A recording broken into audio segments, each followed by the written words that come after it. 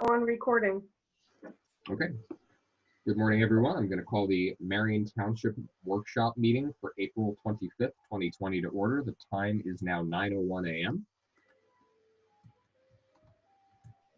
We are obviously doing this via telepresence because of COVID-19 and Governor Wolf's stay-at-home orders.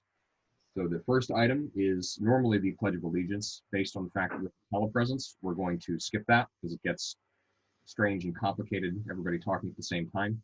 So the first order of business is public comments. We were accepting public comments via email leading up to this, and we received none. However, since we only have one audience participant on the call, this is probably going to be one of the rare occurrences without bringing forth pandemonium that we can unmute people and have them talk. So Dan, you're officially unmuted. Do you have anything that you'd like to bring forward as public comment?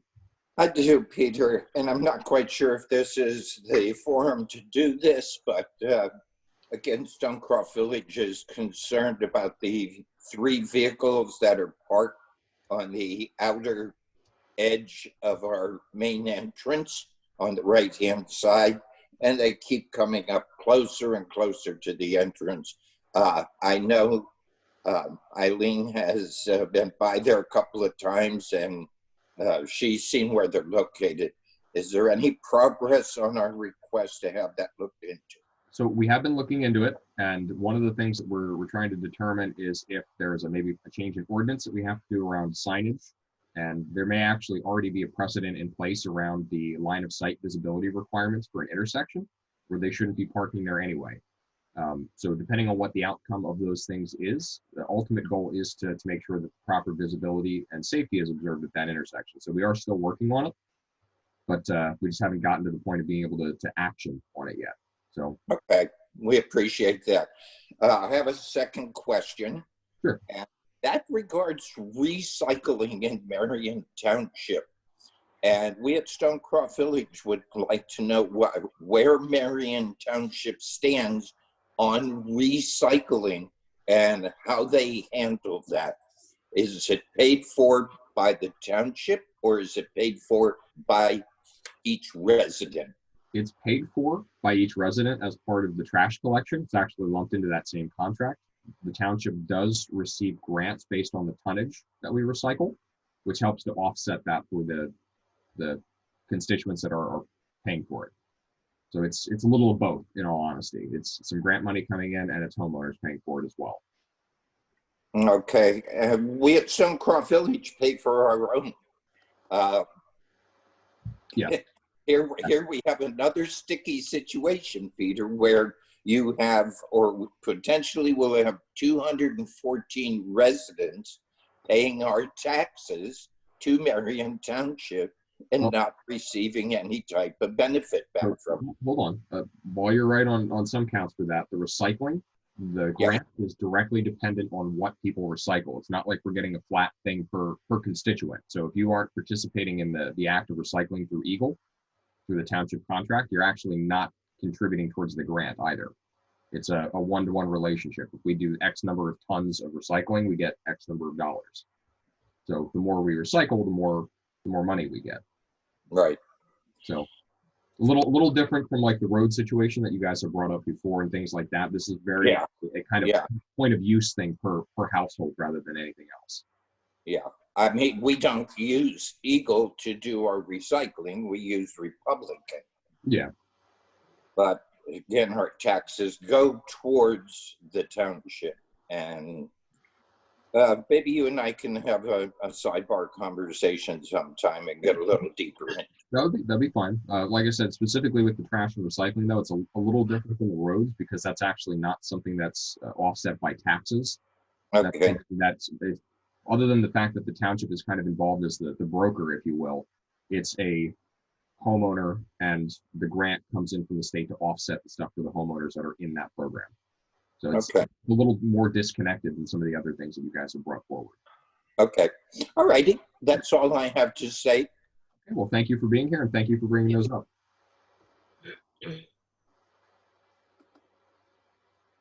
Okay.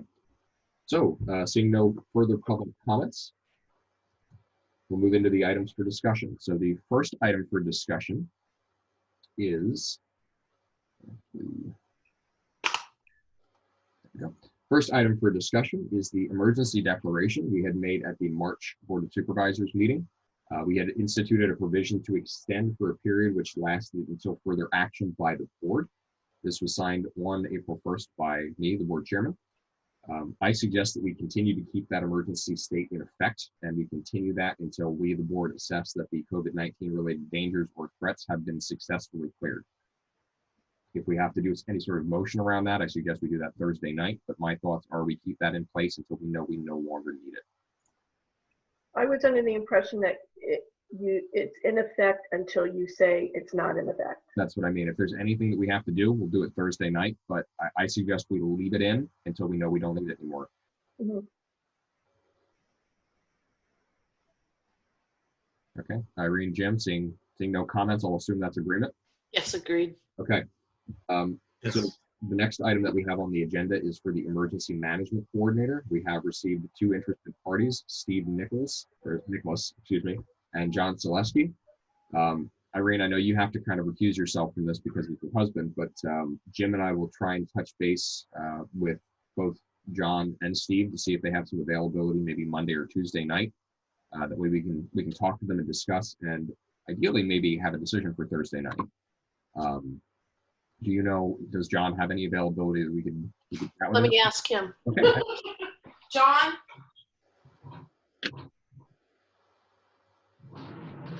John, would you be available to speak with the supervisors Monday evening? Monday evening? Would you have availability to speak with them Monday evening? I don't know. Or you could sit here as an audience to this meeting if you'd like. Yeah, what time? Yes, what time? Anytime's fine. Probably like 6 or 7. Would that work? 7? Sure. He said sure. Jim, Zoom or telephone? either way is fine. I'll probably do it so that Jim and I can both talk to him at the same time. Okay. Jim, are you available Monday at 7? Yeah. Oh.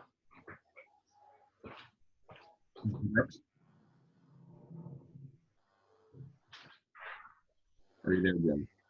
Yes, I'm available Monday. Okay. Awesome. Okay. So we will talk to John Monday, 7 p.m.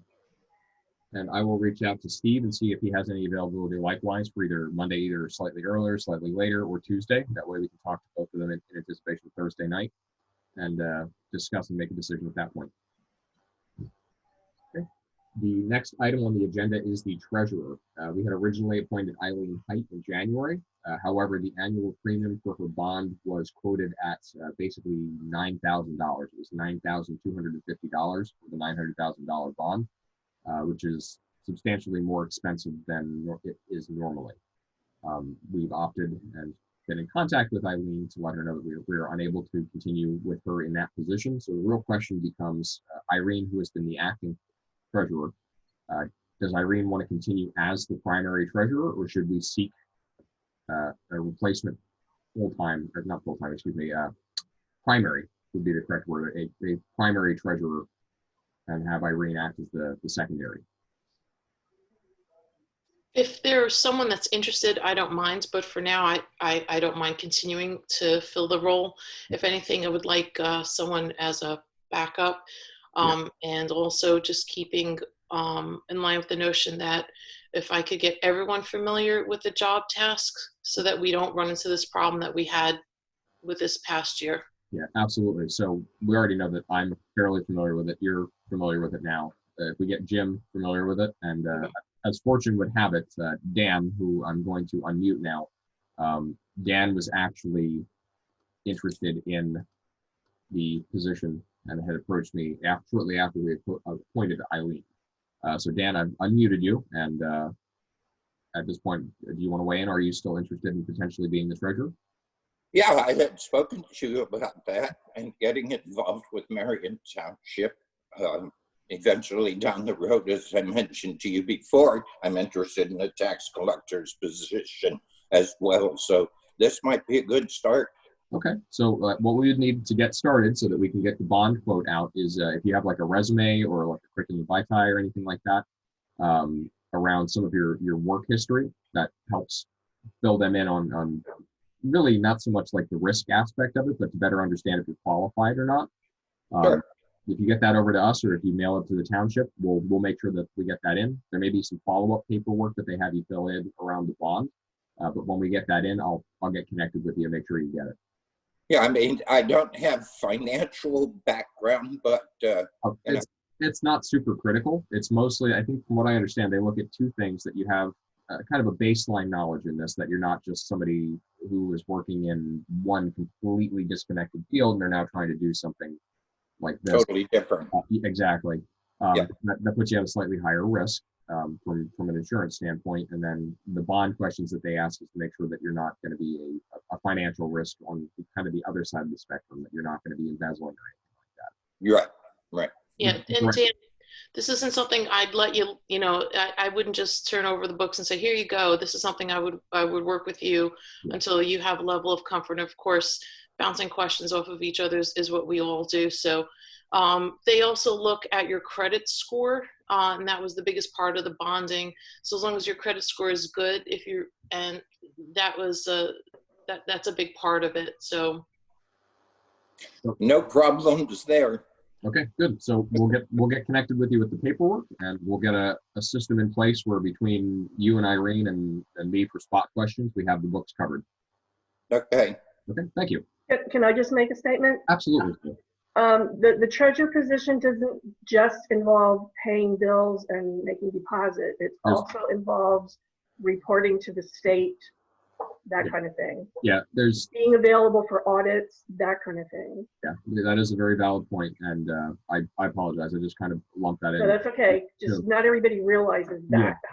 Yeah, it's not just deposits and payroll. It is doing filings and things like that too. Which again, we're not gonna leave you high and dry. If there's things that we need to teach you on, we'll teach you. And if there's things that we need to figure out together, then we'll figure that out as a group. We're not gonna again leave you out high and dry on that.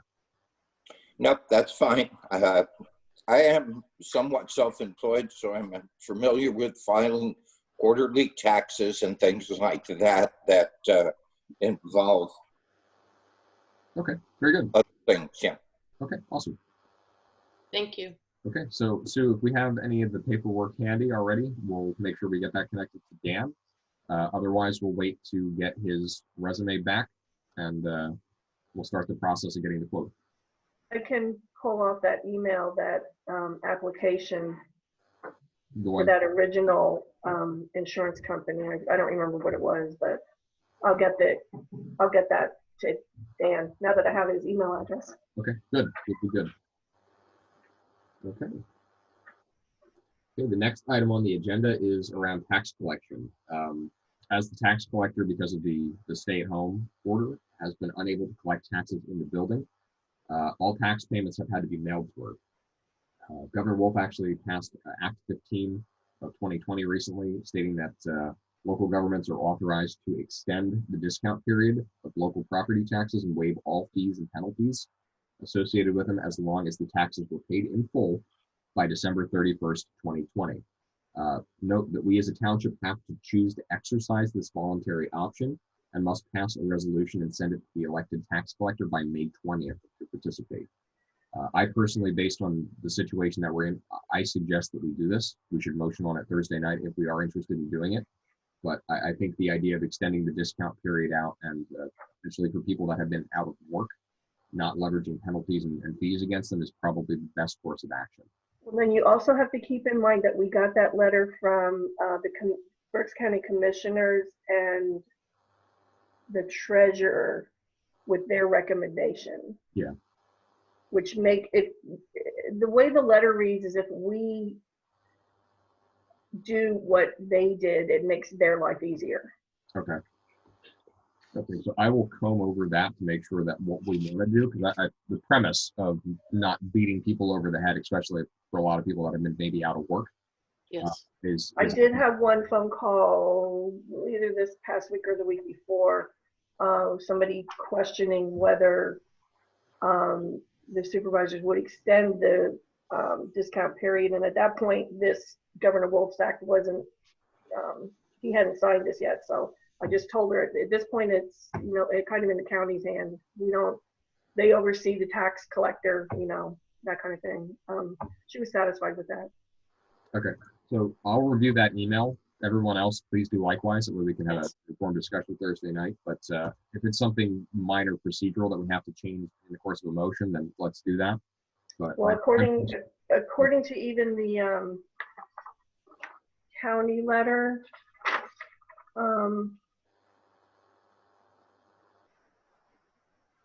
they want, I believe they want a resolution also. Yeah, they sent us a copy of their resolution. And I had emailed that to you, everyone. Mhm. So just take a look at that. I think I have both, don't I have both of them in your packet there?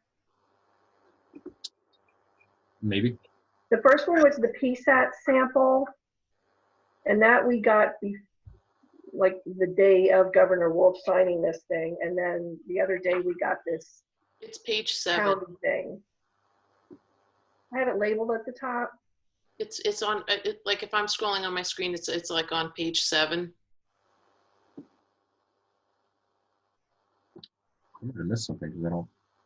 We can come back. We can come back to it. I'll find it later rather than devote a huge amount of time to this. But if we have to do one resolution or two resolutions, let's be prepared to do that Thursday night.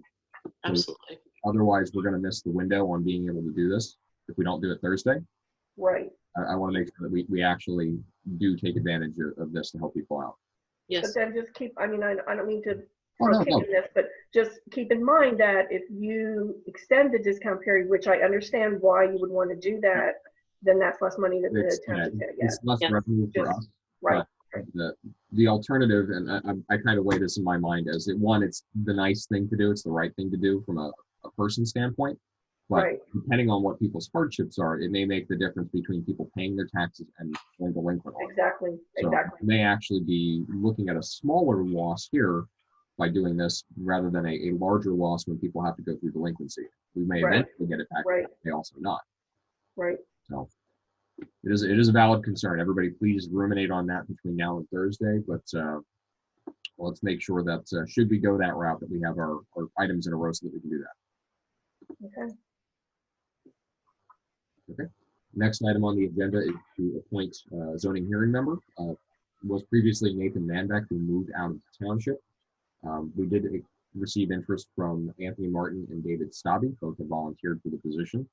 I believe Dave is willing to talk to us since he's actually with Sue, because they live together. That after the meeting, he can talk with us for a couple of minutes, and we can go through the discussion points around that to see if we'd be interested in him. We can also touch base with Anthony Martin, ideally maybe Monday, Tuesday, or Wednesday of this week. It would be good to close the agenda item out on Thursday night if we can. But it really comes down to if we can get connected with Anthony Martin quick enough. There's no questions on that. The next item on the agenda is the website. So there was a bit of a disconnect from previous board administration who had been running that project, and we've now gotten back on track. We talked with Civic CMS, the company that we have contracted through for the website, and met with Tom Rose, the art designer, or art director, I believe, to discuss some design and functionality needs. So this week, we're going to be supplying color samples that we want for the website. I'm getting together a logo or seal for the top section and trying to source a good picture somewhere in our community that would be a suitable fit for a banner on the top, and a list of quick links. So I have made a photocopy of my original thoughts from about a year ago and given them to Irene. I'll send a scanned copy of that over to Jim, that way he can see it as well. But what I'd like you guys to do is start formulating kind of a list of what you think are the critical items, probably between 4 and 6 items that you would want to see on the main page that people could get to in a single click. So things like public notices, or zoning hearing, or meet the supervisors, or whatever you think is going to be critical. People are going to use the absolute most. Most people are going to open this website and they're going to do this, this, or this. That's the kind of list that we're looking for. So you guys were on the call, but just, you know, for the purpose of record and for Dan, who's on as a participant, we are going to have a calendar prevalent on the main page. We feel that's probably one of the most heavily utilized things, as well as a news section. So whether it's, I need to know, is it a week for recycling to go out for those people that do the township recycling, or what day of the month is the Thursday supervisor meeting? Is it the last Thursday or the third Thursday, the way the month falls? All that kind of stuff. Most people are probably going to use the calendar pretty heavily, as well as having the news section. So if we have to declare a snow emergency, we could put that there, as well as start to get a mailing or text message list together. So those are some of the key items. So I would say maybe shy away from things that are calendar related or just simply news related, because they're already going to be splashed on the main page as is. But other things that may pique your interest in terms of high use, like ordinances, get a list together, and then we'll circulate that and discuss and get that back over to Tom. Sounds good. Okay. In other technology related items, I did set up a Marion Township YouTube channel. We have a township account, so it's Marion Township Board of Supervisors, which we can start posting meetings like this to. I am actively recording this meeting, so we'll be putting it up on the YouTube shortly thereafter. But the way the channel is set up, we should be able to have other areas of the community that would like to contribute. So the community association, fire company, rod and gun club, Stonecroft, if they wanted to get in on that, we'd all be able to start contributing to the community channel. Each account would be managed independently and would be able to contribute with their name on it. So it would be Marion Township from the MTCA or Marion Township from the Board of Supervisors. Where we kind of get a stream of consciousness of what's in our community and give people easy access to the things that they need from an audiovisual standpoint. We also then have the ability that if we wanted to try testing this out, pursuing it in the future, that we could live stream the meetings like we're doing right now. In addition to the recording, they could be placed directly on YouTube in real time. So people, rather than dialing into Zoom, could just simply go on YouTube and watch it. Got some other functional enhancements around with the changeover to the website. We're going to have a different domain. Trying to find some branded email solutions so that instead of the Marion Township at Comcast.net, we have like office at MarionTownshipBerks.com or .gov or .org or whatever we decide on. Along with that, I'm seeing if there's some things that we can leverage from a Google account standpoint, specifically Google Voice, to see if there's items that we can do like text to email. So people can text in the requirement for the burn ordinance is actually to notify the township. Very few people, if any, actually do that. And this might give them an easier mechanism that they could text the township saying, I'm burning today, and then their address. Likewise, if people wanted to report road issues like potholes, and this may be a Pandora's box that we open with this one, they could do likewise. They could actually text road and then where the location is, and we'd be able to more realistically in real time go out and assess issues. The opposite end of that is we'd actually also then start being able to assemble a contact list for people that are interested in this sort of thing, that people can opt in, and we'd be able to text notifications out for, like, again, snow emergencies or things like that, or reminder it's going to be trash day tomorrow and it's recycling too. That we can get a lot more robust in kind of our communication mechanisms beyond waiting until the once a month or twice a month meetings or mailing.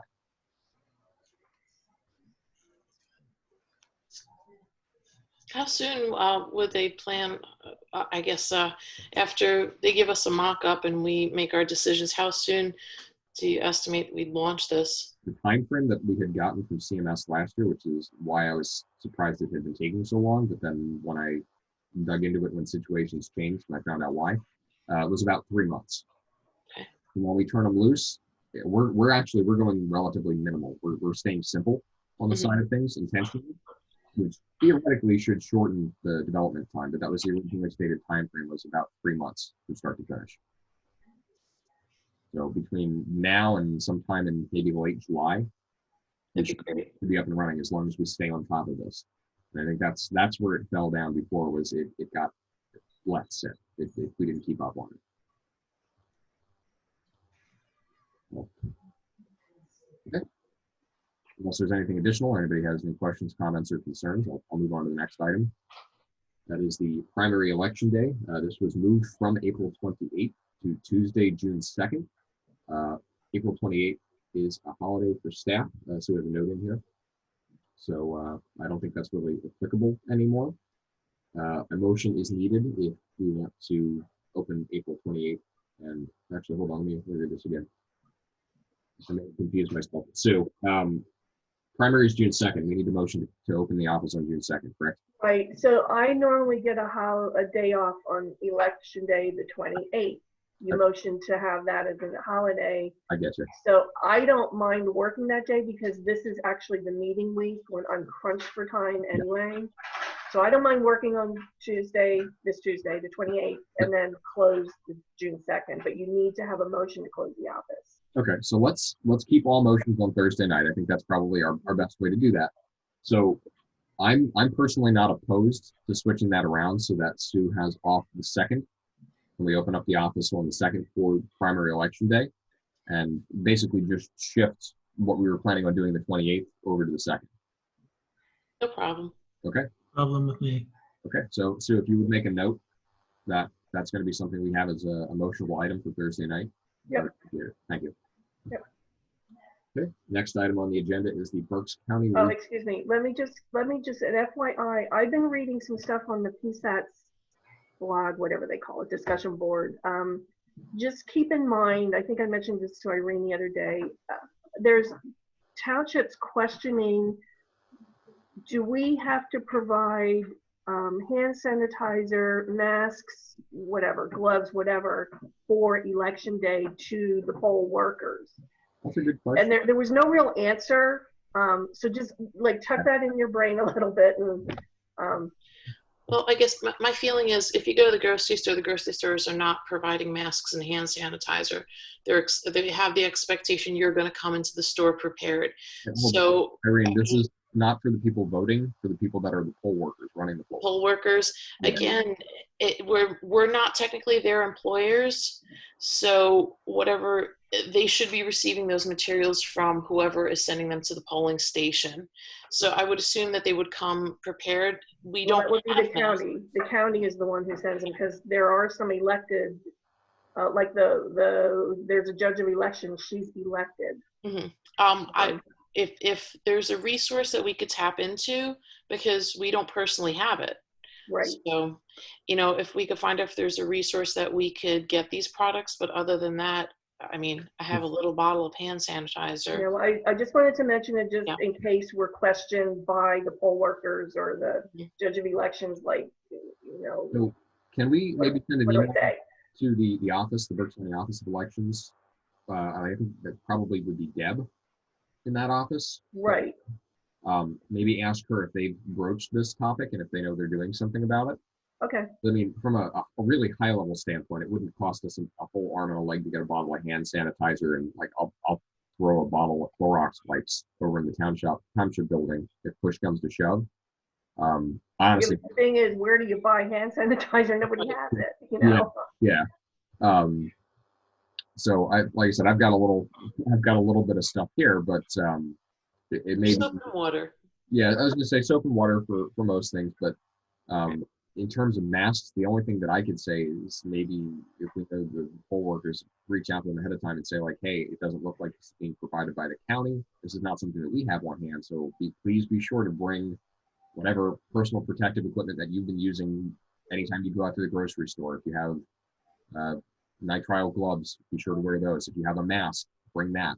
Like I said, I have no problem throwing a bottle of Clorox wipes over there. I tend to buy a large pack of them in Costco anytime I go there, so that I've got some extras just for wiping surfaces down. But I don't know how much further we necessarily should or can go. Right. Try to accommodate that request. So like I said, I just wanted you to be aware that I there's questions being asked, so we're not like blindsided the day before election, Absolutely. But Absolutely. yeah, I'll reach out to Deb Alvaro and see what she has to say.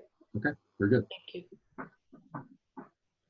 you. The next item on the agenda is the Berks County Redevelopment Authority Community Development Block Grant Program. So we received a letter about if we wanted to participate in this, and the caveat on this is if we participate in the Berks County Development Block Grant Program, we can't participate in the state one. By taking funding from one source, you are not allowed to take it from the other. So this is something that we're going to really need to review and discuss, as one precludes us from the other. Using the county, we might have a better chance at getting money because of the pool being a little bit smaller, but on that same token, the pool is smaller. There's less resources to go around. So we're not going to motion on that today, but please think on that, simply because we have to make a decision one way or the other. We either have to send something back to Burke saying, no, thank you, or we then have to do something with the state to let them know that we're not going to be participating with them anymore. So questions, comments, or concerns, or Well, there was that round of emails that we sent. I think we included Andy. yes. So Andy looked at and Yeah. confirmed that if we do one, we cannot do the other. Right. I guess, when it comes to funding, it's that big unknown. We don't know what we'll need, when we'll need it, and who's going to give us the best deal. Precisely. And the unfortunate thing about this is it's not even a situation where like you can't take money from both of them in the same year. It's if you pick one, you pick one. Is this an annual option? I forgot that portion of the letter. I don't know if that was stipulated. I'd imagine that with most things you can opt in and out, but there may be periods around it that weren't actively disclosed. Like they may not want you grant hopping every year. Well, on the letter, it says they do this every 3 years. Okay. Oh, boy. I mean, And I had not remembered getting this since I'm there, so it must be 3 years ago that we did this. With that said, they do their renewals every 3. You may be able to exit the program. I don't know. There wasn't enough like legal stuff there to make that sort of assessment, but you might be able to switch. Bare minimum, you might be able to do it every 3 years, but there's sometimes weirdness around like, yes, we stopped doing the county program, but the state may say like, yeah, we're off cycle for that. We're not taking people in for another year and a half or 2 years or 3 years or whatever. So it's something we got to be very, very cautious of so that we don't end up with the wrong funding source or no funding sources.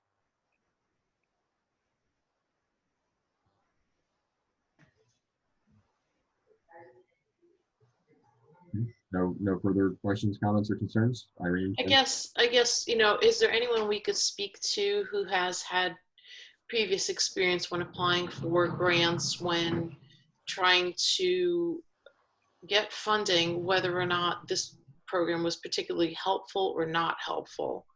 So, did they feel that they had a better option through this particular organization rather than trying it out on their own as a direct option with the state? I mean, who do we know? We can try reaching out to some of the other municipalities in the area. The other thing that immediately jumps to mind is the gentleman that Jim and Andy were in contact with. They could maybe get in contact again. Specifically, Jim could maybe give them a call and say like, hey, one of the concerns we run into is specifically the county is obviously smaller. We have a better chance of getting stuff, but there's a smaller pool. What's the actual situation? If we were to apply for things, what's the general outline of what things primarily get funded? Do you have a percentage of how many requests out of the requests you receive actually get funded? If it's a situation where they get 100 requests and they fund 90 of them, we have a pretty good chance. But if it's a situation where they get 100 requests every year and they fund 3, that might give us a little bit of pause on going through that program. So I would say at this point, Jim, if you can reach back out to that person, maybe try to gauge a little bit there, and then we can maybe send a line out to like Wilmsdorf, Robizonia, Culpehocken, just as a friendly, hey, this is something that crossed our desk. Is this something that you guys have participated in the past? And if you have, what have your results been? Okay. Worst case scenario is we just don't get anything back, and we're left to our own devices on trying to make that decision, but we may be pleasantly surprised. I'll call in Monday. Okay, thank you. Thank you. Okay. So the next item on the agenda is the liquid fuels audit. The final report was received. There were no substantial issues found. There was one minor deficiency around the timing for a deposit that was made, but it was essentially a footnote. It was purely a note in there that they had to make as part of the audit, but there was no concern to be made therein. So We are good. The audit has been completed for liquid fuels, and no need to worry about that. We can hang tight and wait for next year's. These are the road-related items. For the road projects 2020, we do have the packet of things together that we had looked at and reviewed. One thing that we need to do prior to getting that out there, and I need to call Franklin and talk to him about this, is if there's any roads that we need to do some remediation on prior to the oil and chip. The request that I have, in addition to calling Franklin, is I'm going to talk to the road crew and ask them to weigh in on some things around where the road work is needed. Likewise, if you guys are out and about and driving around, kind of take stock of the roads that are in those packets and note like, oh, this one is particularly ugly, or there's a big pothole here that we won't be able to put oil and chip over. That way we can get in contact with Reber and Zerby, who had done it previously, and line up getting the remedial work done in advance of the oil and chip.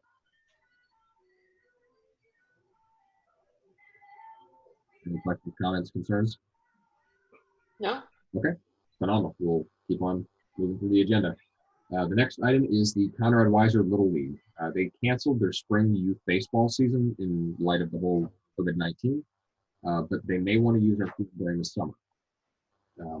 I'm thinking Thursday night, again, simply because we don't have a motion on Saturdays. We allow them to use the field anytime through 2020 that they have to reschedule their season for. So if it goes into the fall, or if they want to actually try and play Little League softball or baseball in the winter, I say we let them. So just food for thought on that, think of that, and we can discuss more Thursday night, but the request has been made to potentially use the ball field in the summertime. We don't have a lot of other organizations requesting to use the field, do we? No, they're the only one that actually formally requests. The people sometimes do pickup games there and stuff like that, but in terms of the actual like organized leagues that come to us, it's them. Okay, so there shouldn't be any conflicts then. There shouldn't be any scheduling conflicts. The only thing that might arise is if like the community association reschedules the car show for this year later in the year. Mm-hmm. We just have to make sure that we work closely with the Little League to make sure that there's not a game happening that day.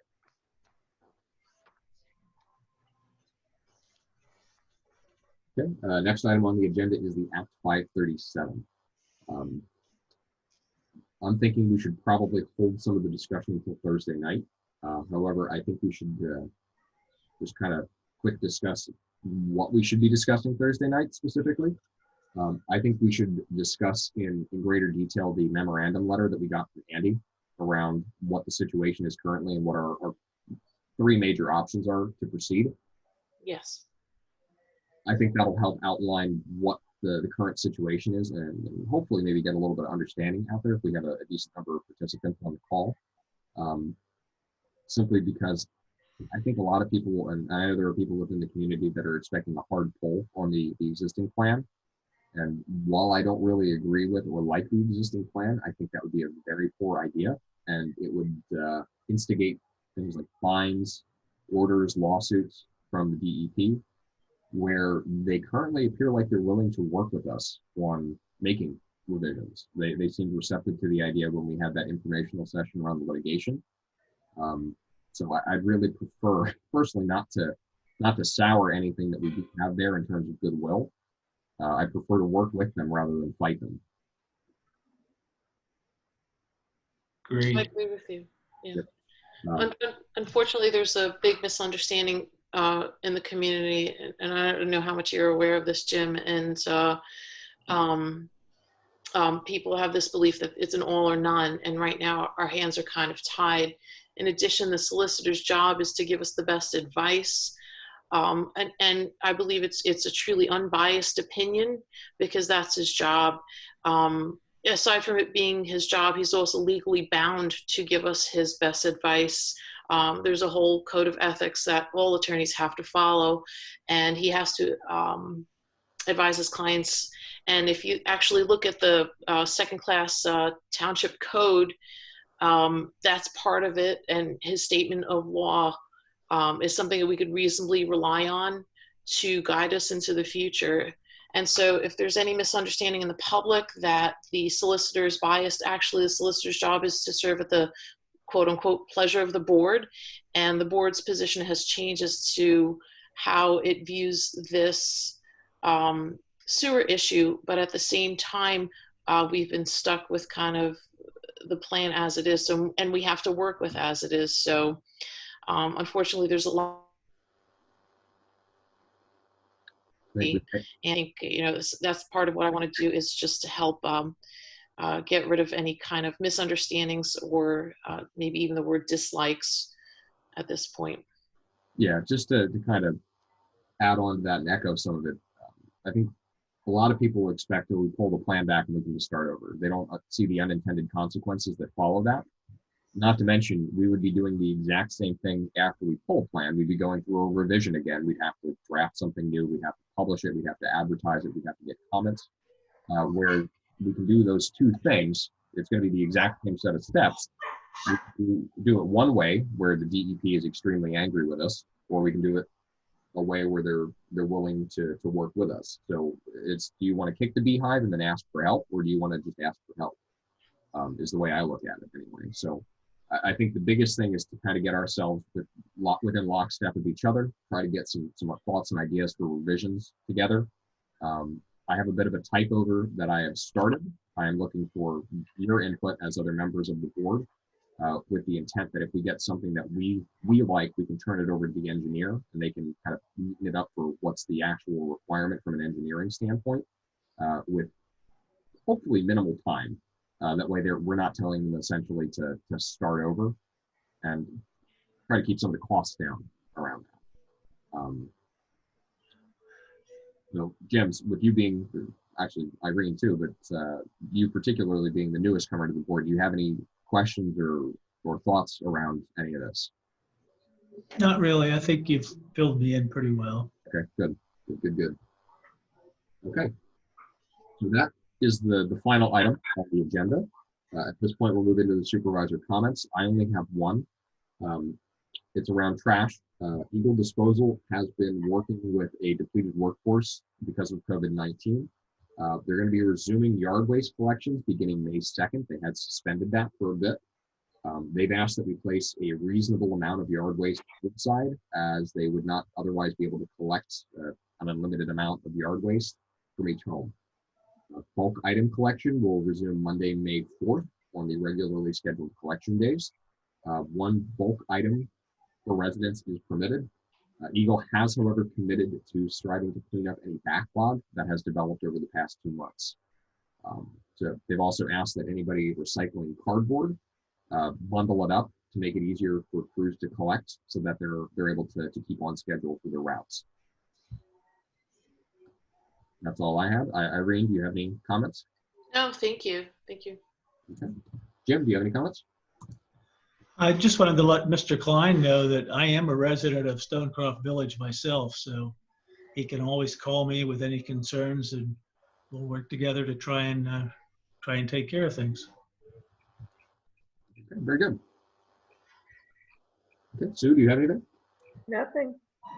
Well, in that case, I will adjourn. I'll make a motion to adjourn the meeting. It is now 9:45 a.m.